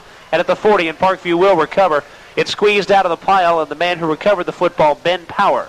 Ben Power did a good job there of covering the ball and got drilled by Gary Brown and kind of just pushed him back, but lost his balance and fell down on the 40-yard line. So I'm sure we're going to see the second and third string Parkview Panther offensive team out here. This will look very similar to what the Rams did against Rockdale in the fourth quarter, throwing out names that we had not heard of and not seen for quite a long time. And out there leading the offense is the junior Brian Gilbreth, so bear with us as we put the new names in. Milliken takes it on first down. There's a familiar name, all too familiar. He's past midfield. That's an 11-yard gain there on first down, and probably another one for Parkview, and that first down for them makes 17 in the game. Very surprised to see Brett Milligan out there, and the coaching staff is bringing him out right now. He's a valuable player for the Parkview Panthers, and they've got to get him ready and keep him ready for next week's game against Norcross or Central Gwinnett. And I think the Parkview Panther coaching staff decided, okay, that's enough. Let's go ahead and bring him out. There's a player for the Rams down on the field. Now he's up as he was being tended to just briefly. Gary Brown coming off the field. We mentioned again, Norcross 24, Central Gwinnett 21 in the big 8 Quad A North game, and Shiloh and Brookwood tied at 14. So Shiloh still with the chance to make the playoffs because Parkview looks like they'll beat Newton. And if Shiloh wins, Shiloh is in the playoffs. A 5-5 team in the playoffs. Can you believe that? From 8 Quad A South, too, one of the stronger sub-regions we could argue in the state of Georgia.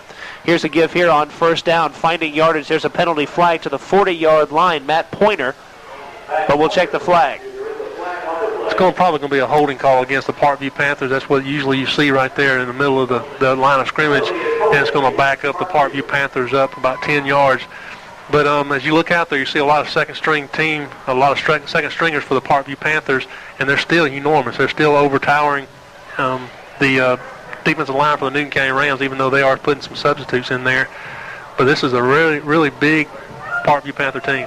It most certainly is, and because of that, they should have quite a bit of success in the playoffs. That's one thing that will help them out tremendously, a size advantage such as that.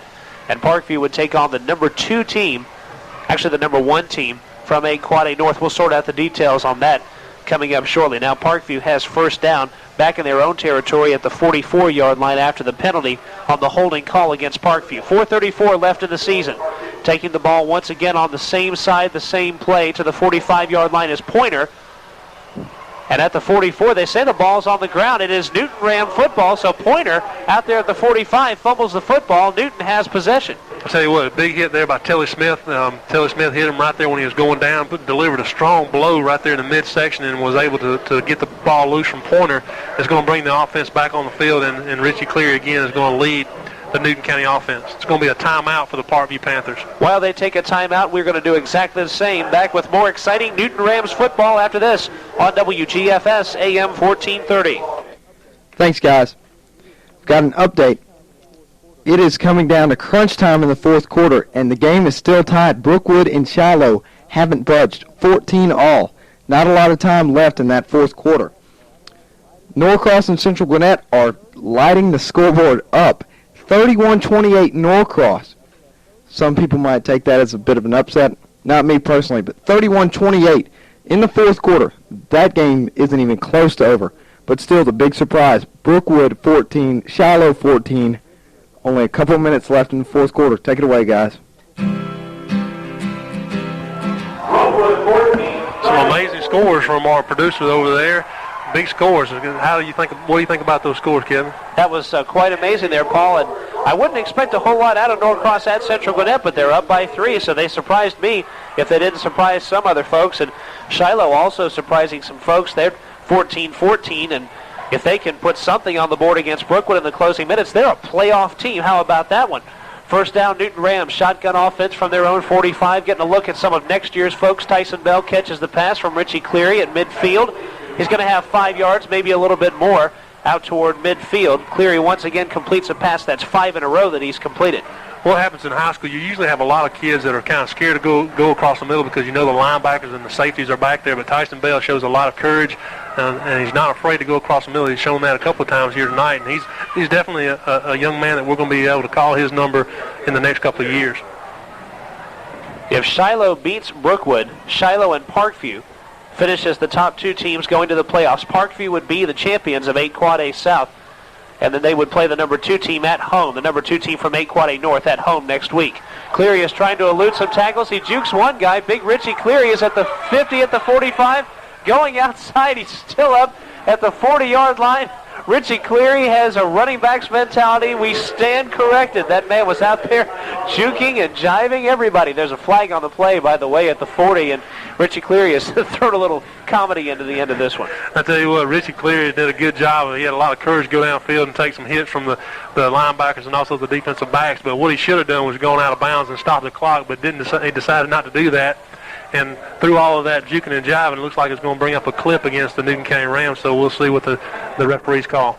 Cleary's got to be disappointed. That may be half of his career rushing yardage that he's dealing with right there. And, of course, it'll be nullified by the penalty against the Newton Rams. So, once again, they'll be driven way back deep into their own territory, back to their own 42.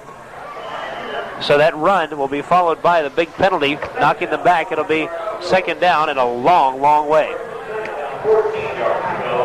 Well, Richie's a big deer hunter, and I'm sure when he's sitting up in the stand tomorrow morning, he'll be wondering about what happened on that particular play. So Cleary will look to pass here, second down.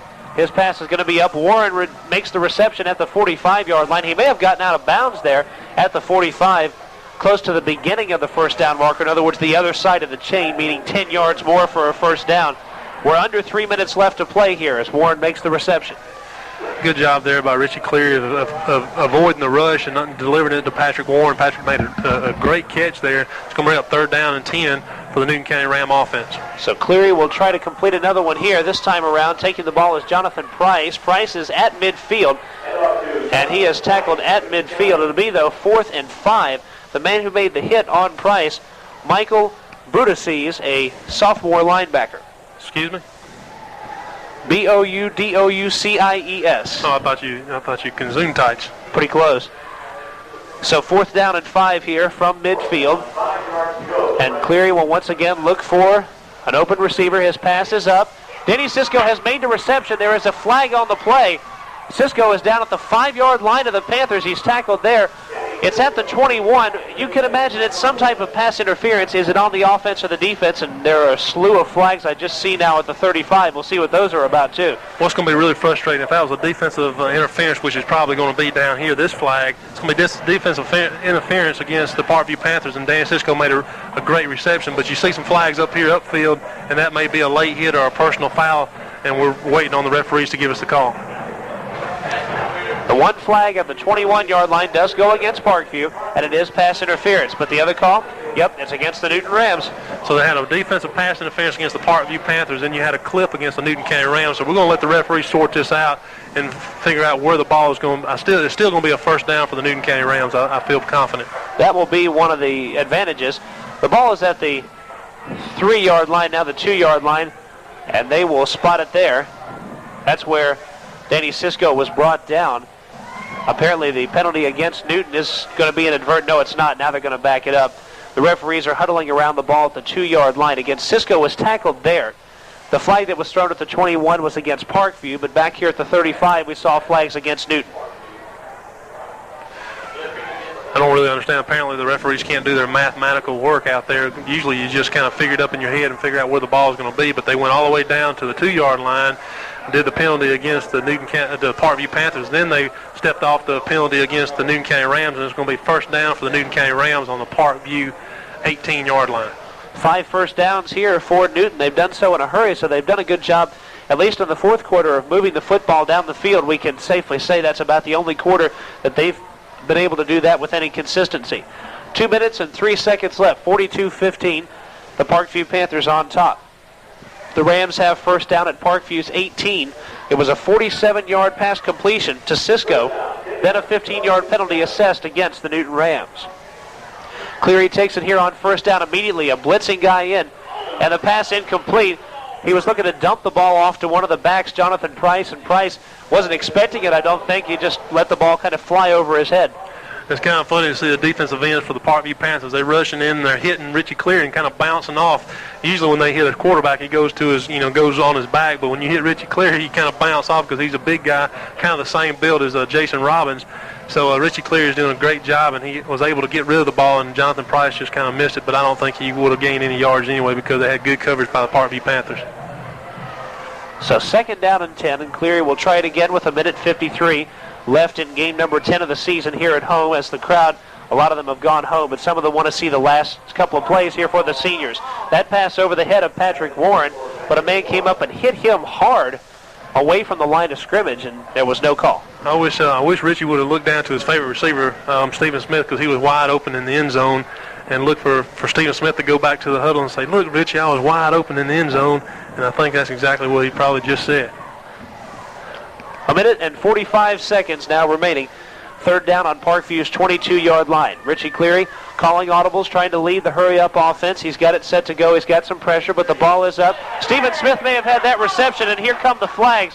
Smith would have been right there for that ball. He looked like he was clotheslined by who we believe to be Finn Smith, a senior. We'll check and see who that was exactly, but Smith came up and drilled Stephen Smith.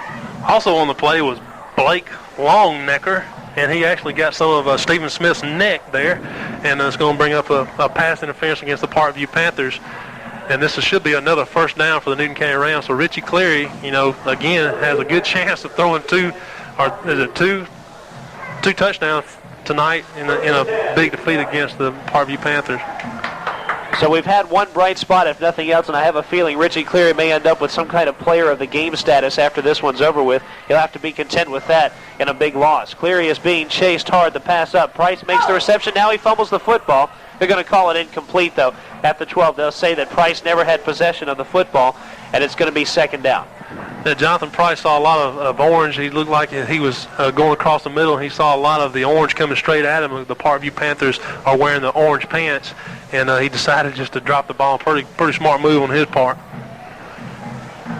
Coming down now on 1:29 left in your 1994 season. It's been a great one. The Rams will finish 7-3, 4-2 at sub-region play, yet they'll miss the playoffs. It'll be unfortunate. Tyson Bell on the intended receiver. The ball bounced off his left hand. Cleary threw it off to Tyson Bell's left. He tried to touch the ball with his left hand, about all he could do there. And it's third and goal to go from the 11. That's something we haven't seen all year long, Kevin. We haven't seen, we haven't been able to use Danny Cisco, Patrick Warren, and also Stephen Smith as a receiver. But those three guys have proven that they got, they're very capable of catching the ball, and that's something, a bright spot maybe to look towards maybe next year.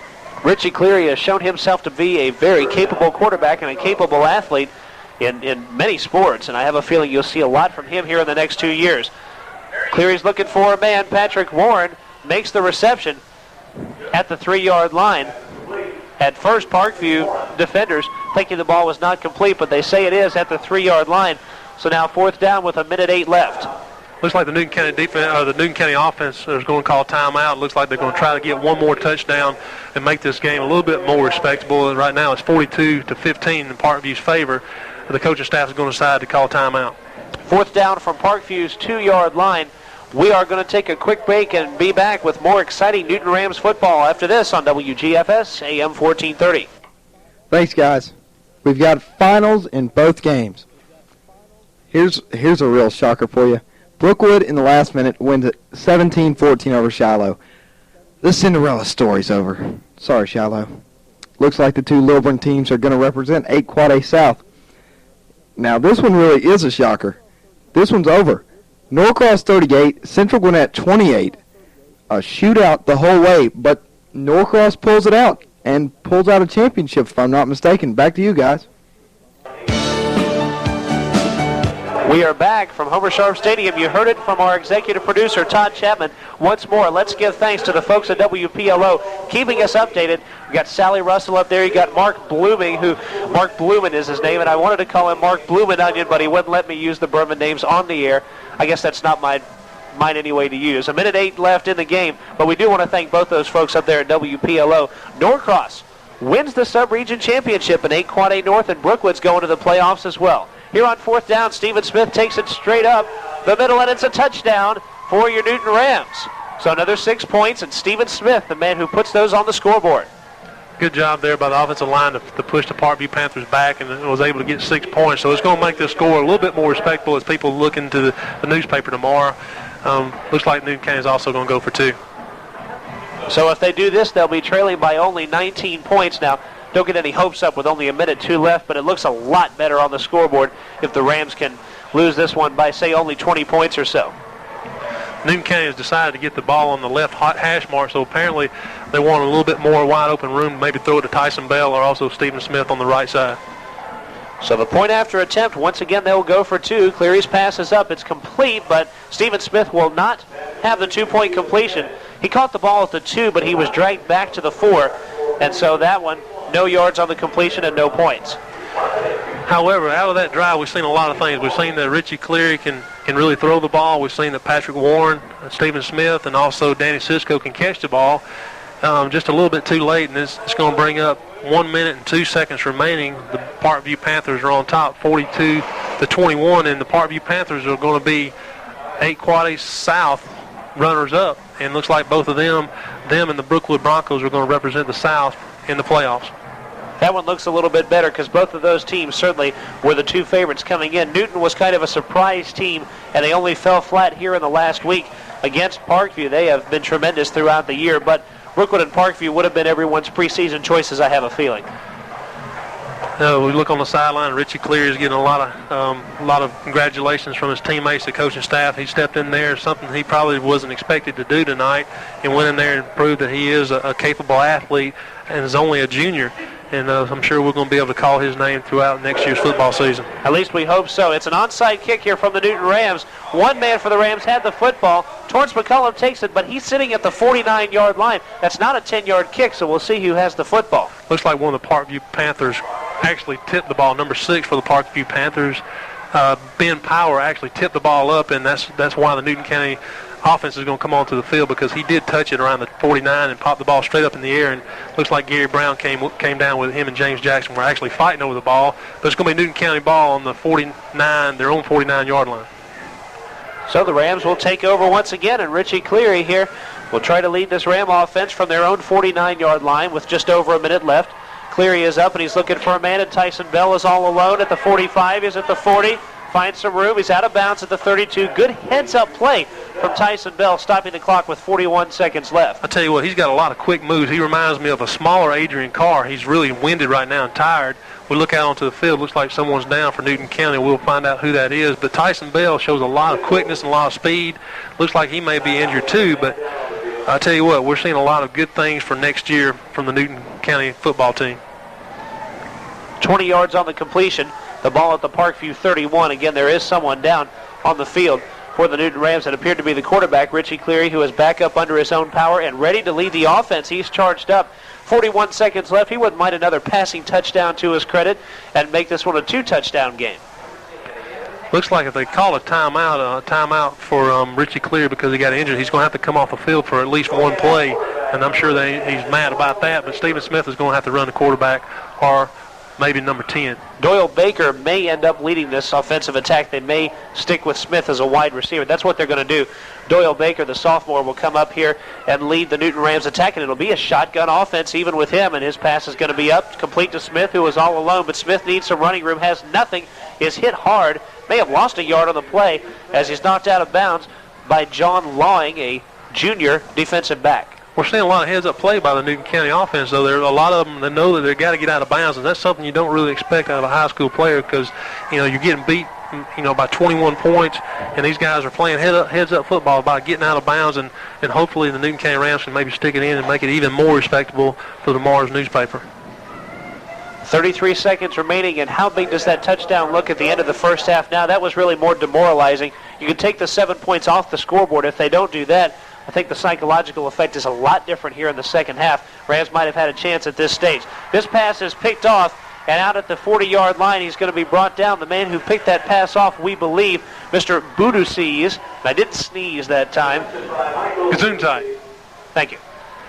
But he intercepted the ball and brought it back to about the 42-yard line, and I think Parkview will end the Newton Rams season here with 23 seconds left. I tell you what, this reminds me a lot of the 81 season when I was out there in that blue uniform when we were 7-3, and we actually was unable to go to the playoffs because there was two strong teams in the sub-region, Peachtree and also Lakeside. And this has got to be very frustrating. But Newton County had a tremendous year. They've surprised a lot of people, so they got to help. They got to keep their heads up. And I'm really surprised that the Newton County team did so well. And it looks like there was some kind of penalty on the play, and the Newton County offense is going right back out onto the field. They called it a pass interference against Parkview, so the Rams will be back out there. Wait a minute, they'll be back out. It'll be a first down for them. Half the distance to the goal line, roughly. He'll put it at the 15, actually the 16-yard line here for Newton, and a first down. They're ninth of the fourth quarter alone, so they moved the ball very well in the fourth quarter. Granted, it was against a second-team defense. Cleary is looking up to pass. It's up. Complete. Cisco makes the reception, trying to get out of bounds at the 4. I think he did. 10 seconds left. The ball is at the 4-yard line. That's a 12-yard pass to Cisco. The Rams do now have a chance to put some more on the scoreboard. Good job there by Danny Cisco to get out of bounds. The Newton County Rams are going to take a timeout here. Probably really not any home cooking at all on this clock. That clock had 1 second remaining in the first half. It really cost us 6 points, and now Dan Cisco went out of bounds with 13 seconds remaining, and if we look at the clock, it's 10 seconds remaining, so 3 seconds went off the board, and no home cooking here at the home field advantage. We're going to keep it here while this timeout is called and tell you once again about what happened in the other big games in 8 Quad A. It was Brookwood and Shiloh. Both of those two teams were still alive for a playoff spot. Brookwood's in the playoffs. They won at 17-14. Brookwood is the champion team of Sub-Region 8 Quad A South, and they'll play at home in the first round of the playoffs. The team that they'll play, Central Gwinnett, because Central lost to Norcross. That game was played at Central. Not many people picked Norcross to win, but those who did came out on top. Norcross 38, Central Gwinnett 28. So Norcross, they'll play at home in the first round of the playoffs against these Parkview Panthers. It'll be first down from the 4-yard line. Cleary looking, the pass is up, and it's over the head of Tyson Bell. Second down from the 4. Jonathan Price is going to try to push it in. I don't think he did, and that is going to do it.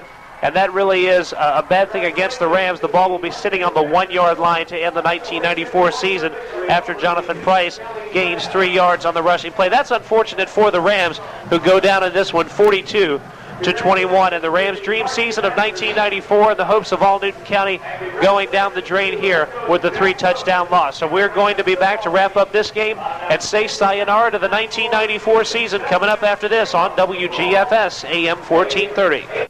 Enriched with protein, vitamins, and minerals, FRM dog food and FRM cat food promote good health, sleek coats, resistance to disease, and boundless energy. FRM pet foods are dry, economical to use, and easy to store. Your dog and cat's always there for you, so you be there for them with FRM pet foods. Available now at your FRM dealer. That's the Farm and Garden Depot of Covington, 4125 Emory Street, 787-3870. Charles Evans Nissan refuses to be undersold. We will meet or beat any advertised price on any in-stock unit. If you are tired of high pressure and the runaround, come to Charles Evans Nissan in Conyers. We put the fun back into buying a car. Charles Evans Nissan is located at 1420 Iris Drive in Conyers. 922-7600. Remember, Charles Evans Nissan. We won't be undersold. That's 922-7600. If it involves sports and you need it, take your need to Ludy Sports Shop and Trophies, 787-3014. They've got a fine selection of baseball and football cards. For your favorite teams, they have T-shirts, caps, and sportswear. And they also make trophies. It's all under one roof at Ludy Sports Shop in the Newton Plaza Shopping Center in Covington. 787-3014. Ludy Sports Shop, 787-3014. Carroll's Floor Covering of Covington has everything you need for covering any floor in your home: carpet, vinyl, tile, or hardwood. With 35 years experience, interior designer available. Custom work is our specialty. We're not the largest, just the nicest. Carroll's Floor Covering is inviting you to come by and take a look at the many samples we have in stock to choose from. Carroll's Floor Covering, located at 1393 Access Road in Covington. 786-7700, 786-7700. Look out, Covington, here comes winter. Bulldog Tire Service, your complete car care center, will get you ready with tires on sale now. Bulldog takes care of you with a loaner vehicle. They ought to call the waiting room the parlor. They'll even pick up your car and bring it back when it's ready. Mention you heard it on WGFS, and Bulldog will change up to 5 quarts of oil for only $14.95. $14.95. Bulldog Tire Center, 4108 Elm Street in Covington. Go see them. Get ahead of winter.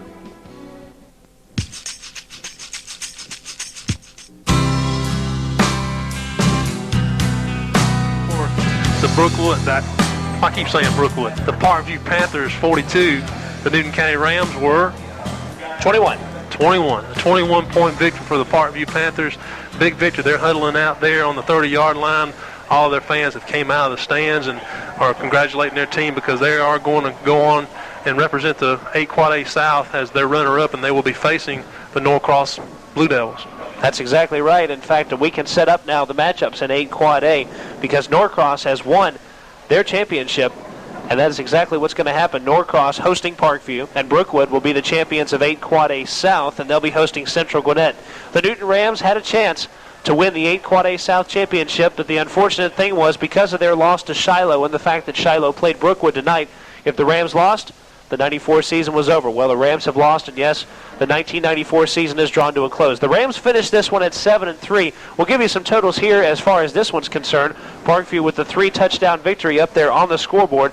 They carried it behind Brett Milliken, 25 carries, 169 yards, and 3 touchdowns, and that was the key, Paul, because they never stopped the running game of Milliken. And they didn't do anything fancy. The Parkview Panthers just went straight up the middle, right over the center, and then they also ran a little counter dive over the tackles. Nothing fancy from the Parkview Panthers, just going straight up the middle against the Newton County's defense. A couple of key players were out. Jason Robbins was he was hurt actually in the first quarter and never went back out there. So nothing fancy. They just lined up and beat Newton County and beat them bad. One bright spot for the Newton Rams was Richie Cleary, a man who is probably going to do some passing next year. I'm just guessing here. Richie Cleary, of course, has the build and the size and did play tight end, but he ended up as the quarterback for the second half. And Richie Cleary put together one of the most impressive passing performances since the days of Ahmad Broadnax here at Newton County. Cleary was 17 of 31. These are unofficial numbers because I did set a record for the messiest scorecard in football history tonight. But unofficially, 17 for 31, 213 yards and a pair of touchdowns for Richie Cleary. And that, again, is one big bright spot because Richie Cleary will be back as a senior next year. He did a great job of going out there. He was called upon to go out there and run just more or less a shotgun passing formation. And he's got a great arm. He's a great athlete. Coach Cook may decide to get Richie on a weight loss program and maybe trim him down about 20 or 30 pounds and get Richie into quarterback form. But Coach Cook's got to make some decisions. But here in the fourth quarter, he saw some really good bright spots from some of the younger players. So that's something to build on over the winter and also in the spring. And I think Newton County football is here. And Coach Cook, I'm sure he's disappointed about the night's game, but he's definitely got some bright spots to look forward to in the future. 9 first downs for the Rams in the fourth quarter as opposed to 3 in the first 3 quarters of this game. But it wasn't enough as the Rams came up short by a total of 3 touchdowns. Your final was Parkview 42 and Newton 21, and that does draw to a close your 1994 season And we've got a lot of people that we would like to thank. Of course, we've thanked the majority of them in the pregame show, but again, we want to thank folks that have helped to make this possible. The folks at East Metro Communications provided us with some cellular phones for our road games. In fact, all 5 of Newton's road games were broadcast via those cellular phones, and we thank East Metro Communications for that. And we thank everybody, really, who sponsored Ram football. Another tremendous year as far as sponsorship is concerned. You and the community are showing that you're backing this Newton Ram program, and that's step number 1. When they have the support, then they can certainly go on to be a great program. And this is something you've got to do, is to get behind the community team, your Newton Rams. And again, we thank all of the sponsors that were behind us here in 1994. We've got other folks to thank who have helped in various ways this year. Bill Dolan, one half of that dynamic duo thing. He was here for a couple of weeks in the middle of the season when the Big Dog had to be away. So he did a couple of games. We want to thank him for that. Also, Susan Fuller and Brian Chrisman, who did some filling in on the board as executive producers throughout the year. Thank you to all of you for helping us out. And, of course, Todd Chapman, endless thanks. A terrific 1994. There's a young man, kind of like Richie Cleary, who showed himself to be a tremendous person as an executive producer. You don't get a chance to hear much of him because basically he is the producer, the man behind the scenes, but look for a lot more from him. Maybe on this side of the mic, who knows, in the future. Of course, he would be taking my place if anything else, because nothing could replace the Big Dog and his Big Dog's picks. So that's exactly what the situation is with that. But we've drawn to a close 1994, and Paul Dailey, any final thoughts? Well, I tell you what, this was a really disappointing loss to the Newton County Rounds football team, but it's something to build on. Whenever you can go around and tell some of the players and also the students at the Newton County High School that your last year's team went 7-3, that should encourage some of the other kids to come out for the program. As we looked out there, the Newton County Rams only had about 45 or maybe 50 players on their team. Hopefully next year that'll inspire some of the other students there at the Newton County School to go out for football. And Coach Cook is a quality man.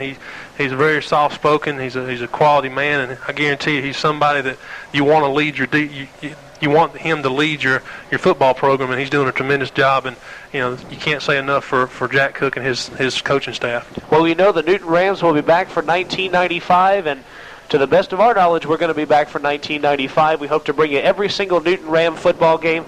So again, Paul Dailey, the Big Dog, thanks for a great year. We've made some great strides this year. The Big Dog's picks became a big staple for us, and we'll be looking for more of the same excellence next year.